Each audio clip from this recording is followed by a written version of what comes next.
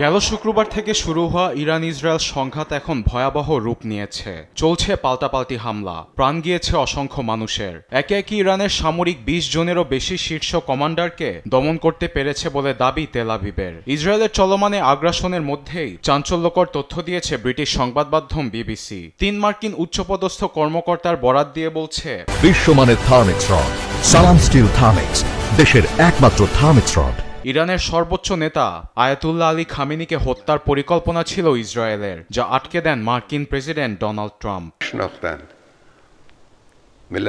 খামেনিকে হত্যার সিদ্ধান্ত ঠিক হবে না, নেতানিয়াহুকে এমনই পরামর্শ দিয়েছেন ডোনাল্ড ট্রাম্প। তবে কি কারণে ট্রাম্প এমন বলেছেন তা পরিষ্কার করে জানায়নি মার্কিন উচ্চপদস্থ কর্মকর্তারা। তবে খামেনিকে হত্যা করলে যুক্তরাষ্ট্র ইরানের পারমাণবিক আলোচনা ভেস্তে গিয়ে তেহরান পারমাণবিক কর্মসূচি আরও জোরদার করবে বলে ধারণা করছেন অনেকেই। আবার কেউ কেউ ট্রাম্পের এমন চালের পেছনে গভীর ষড়যন্ত্র দেখছেন।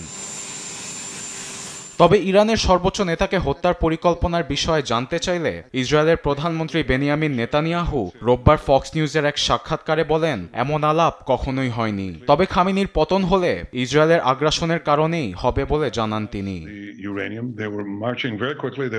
খামেনিকে হত্যার বিষয়ে বাহিরে যেসব ঘুরে বেড়াচ্ছে সেগুলোর সবই মিথ্যা। ইরানের খুব আগের দুর্বল শাসন ব্যবস্থা কায়েম আছে। এখন যদি খামেনি শাসনের পতন হয়, সেটি একমাত্র ইরানে ইসরায়েলে হামলার কারণেই হবে।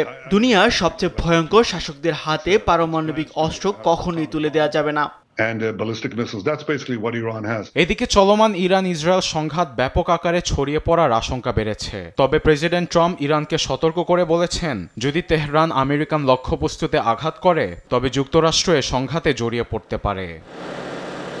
আরবেদ আফসার, নিউজ ডেস্ক, দেশ টিভি।